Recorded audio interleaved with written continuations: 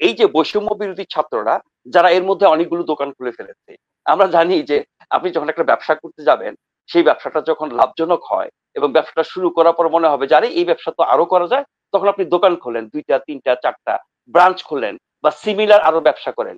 আপনি মনে করেন যে টেক্সটাইল ব্যবসায় লাভবান হয়েছেন, তখন আপনি গার্মেন্টস ব্যবসায় গেলেন। আচ্ছা গার্মেন্টস এ লাভ হয়েছে, এবার একটা শপিং মল দিই। আচ্ছা শপিং মলও তো ভালো হয়েছে, এবার একটা ব্যাংক দিই।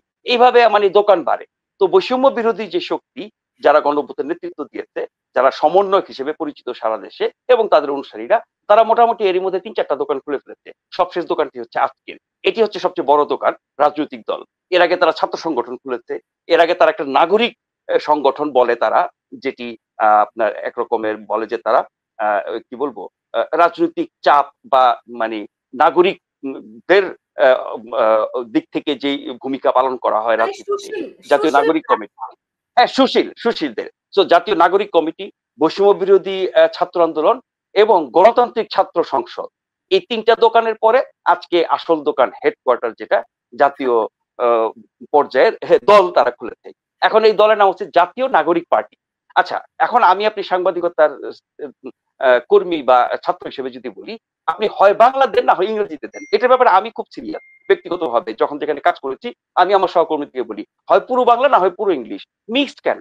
আমরা জানি যে জাতীয় পার্টি নামে একটি দল আছে, জাতীয় এবং পার্টি বাংলা ইংলিশ মিলে, ঠিক আছে, ওটাকে তারা প্রেফার করেছে। ওরা বাংলায় বলে জাতীয় পার্টি, ইংরেজিতে বলে জাতীয় পার্টি। এরা বাংলা নাম দিয়েছে জাতীয় নাগরিক পার্টি। নাগরিক বাদ দিলে জাতীয় এবং পার্টি শব্দ দুটো আমরা আগে থেকে জানি, পরিচিত। জাতীয় নাগরিক পার্টি সংক্ষিপ্ত করলে, জাতীয় পার্টি যেমন সংক্ষিপ্ত করলে জাপা হয়, এটা সংক্ষিপ্ত জানাপা হয়। জানাপা বলা তো দোষের কিছু না, আমরা তো বৈছা আও বলছি।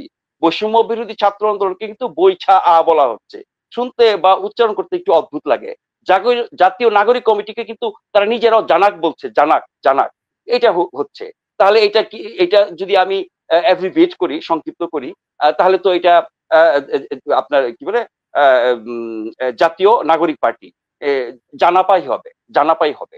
আবার ইন্টারেস্টিং, এখানে অর্ধেক বাংলা, হ্যাঁ এটা সেটাও বলতে পারে। কিন্তু আবার দেখেন ওরা কিন্তু আবার ইংলিশ ভার্সনও রেখেছে। ইংলিশ ভার্সনটা কি? ন্যাশনাল সিটিজেন্স পার্টি, হ্যাঁ, এনসিপি।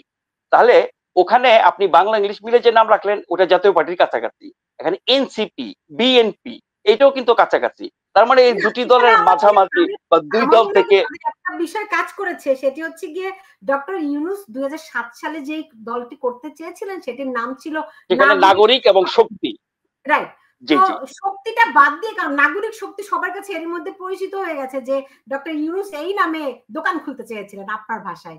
তো সেই দোকান যেহেতু আসলে না, এটা আমি জাস্ট মানে না না না দোকান বলে আমি ছোট করছি না, আমি একটা উদাহরণ দিলাম যে আপনি দেখেন 7 মাসের মধ্যে 4টি সংগঠন হয়ে যাওয়া, এটা আমি একটু তুলনা করলাম ব্যবসার সাথে আর কি। তার মানে উপযোগী পরিবেশ তাদের মনে হয়েছে, অনেকগুলো প্ল্যাটফর্ম রাখা দরকার, অনেকগুলো প্ল্যাটফর্মের মাধ্যমে তাদের বিস্তৃতি এবং অনেক ধরনের মানুষকে যুক্ত করা সহজ হবে তাদের